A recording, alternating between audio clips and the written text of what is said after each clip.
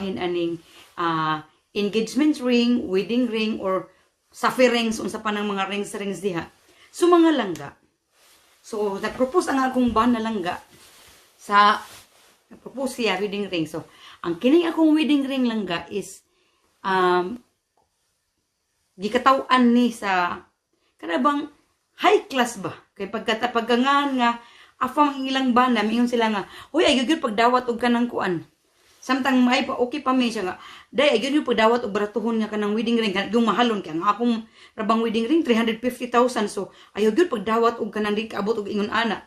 So nakaingon ko ba nga, ngano man nga issue man gyud ang wedding ring. So in short, ang akong wedding ring is 50% discount ni. So nagkantidad ni siya og nagkantidad ni siya og 42,000, pero 50% discount man 21,000. So pagkahibaw ginya lang nga 21,000 ang akong ring, dako kay ang katawa, pero ang sakit lang kay wa siya diri nako ni sulti dito sa uban. Yang uban ni sulti nako nga, uy niingon si pulana bla bla bla nga.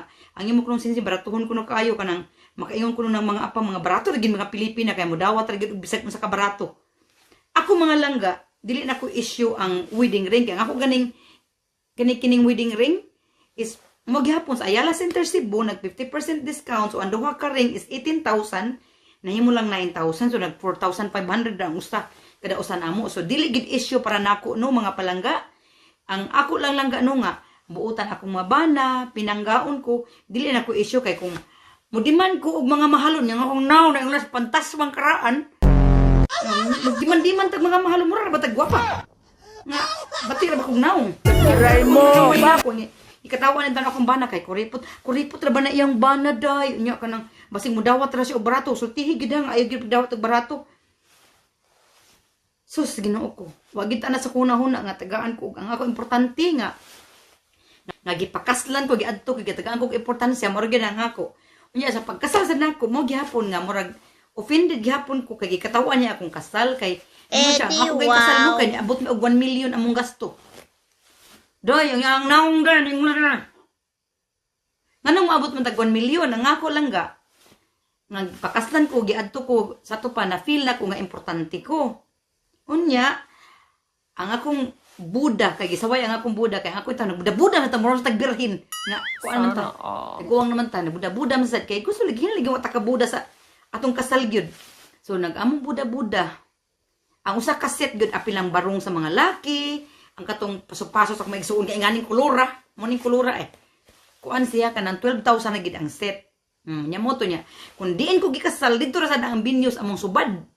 Ana ra sad wa ko mingon dito gikasal, dito sa nanubad. Wa uy usara sa buffet 101 Cebu. Out of 60 nga kanang guest na akong mga giimbitar kung kinsa ang dasa kong kasakit, mas akong kalipay, 60 guest tag 850 mo kuno to ang ulo nga way lawas bitaw kanang kuan dili kay tungod sa senior citizen discount nakabayad ko sa 60 people nakabayad ko 30,000 nya nag-excess mo ko pito kay di man ginato malikaya nya agi mo bit ba kanang isag ina na nga narasngan pero nam gi mo bit nga na.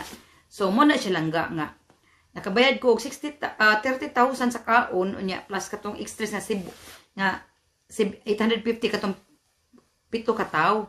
Unya, gikatawan to siya kay baratuhon ko no kaya kung kuan.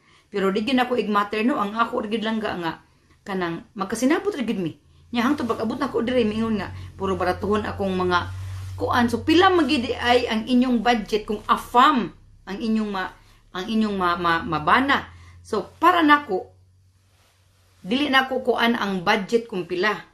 Dili gid ako magmater ang budget na pila, ang ako ang present kung pila nga nasa akong bana mo'y ako. Mora na siya malangga. Nya, kanang, muna nga, kita, o kamo, nga gusto na mong mamana, afam o Pilipino, ayaw intaw ninyong i-matter kung pila ang ihatag sa inyong pamanhunon. Ana rin ginalangga, mora gina ako yung katambag ninyo niya. Putlo na itong atong panag-istorya, kay ako magdigamo na, kay tinghin mo